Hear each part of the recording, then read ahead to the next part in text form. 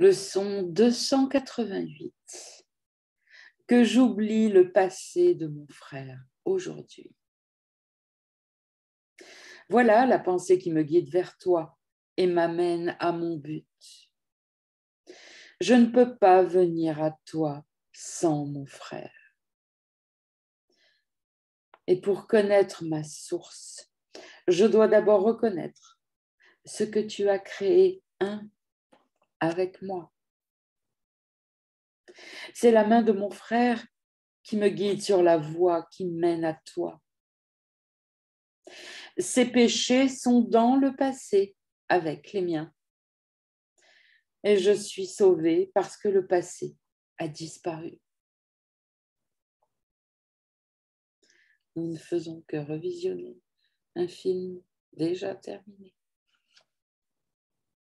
et où tous les acteurs sont déjà rentrés à la maison. Que je ne le chérisse pas en mon cœur, ou je perdrai la voie qui mène à toi, mon frère et mon sauveur. Que je n'attaque pas le sauveur que tu m'as donné. Que j'honore plutôt celui qui porte ton nom, et je me souviendrai ainsi que c'est le mien. Pardonne-moi donc aujourd'hui. Tu connaîtras que tu m'as pardonné si tu contemples ton frère dans la lumière de la sainteté. Il ne peut pas être moins saint que moi. C'est Jésus qui parle. Et tu ne peux pas être plus saint que lui. Alors évidemment, je le rappelle encore une fois, il nous parle au niveau de l'esprit. Il n'est pas question d'aller essayer de convertir tout votre entourage. Quand il nous dit « Je ne peux pas venir à toi sans mon frère », je ne peux pas rentrer à Dieu sans mon frère, c'est-à-dire sans l'avoir repris dans mon esprit avec amour, c'est-à-dire sans lui avoir pardonné. Une seule personne contre qui vous avez ne serait-ce que du ressentiment, donc du jugement, vous fait perdre la voie, nous fait perdre la voie. Il faut vouloir reprendre.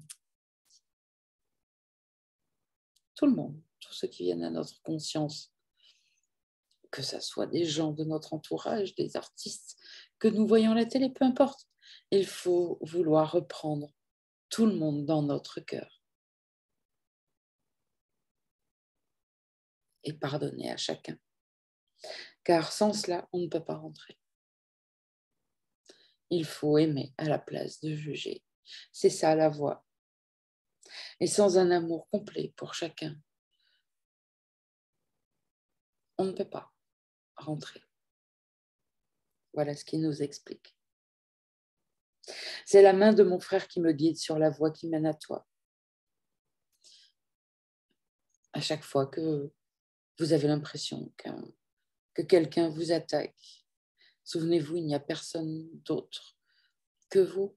Ce ne sont que des fragments de votre soi, le grand, que vous voyez autour de vous. Ça vous renseigne sur votre inconscient.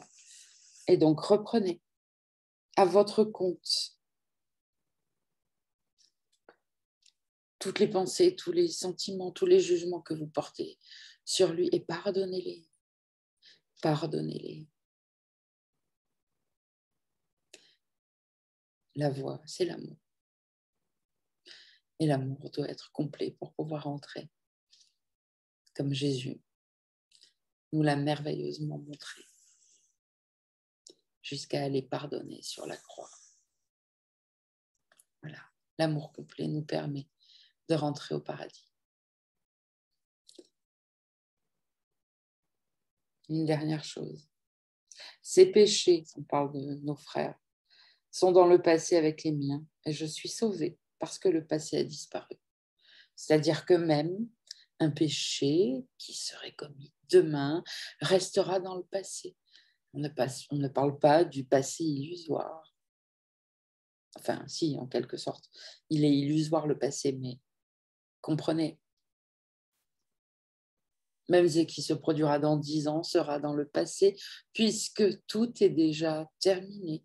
Nous le visionnerons dans 10 ans, mais dans 10 ans, nous visionnerons quelque chose qui est déjà passé, déjà terminé. Il faut apprendre à ne plus réagir à rien, mais tout ça vient par la pratique du pardon, par notre esprit qui se nettoie grâce à ce pardon. Mais en tout cas, on ne peut pas se forcer à ne pas réagir, mais en tout cas, pardonner chaque réaction, chaque pensée, chaque attaque.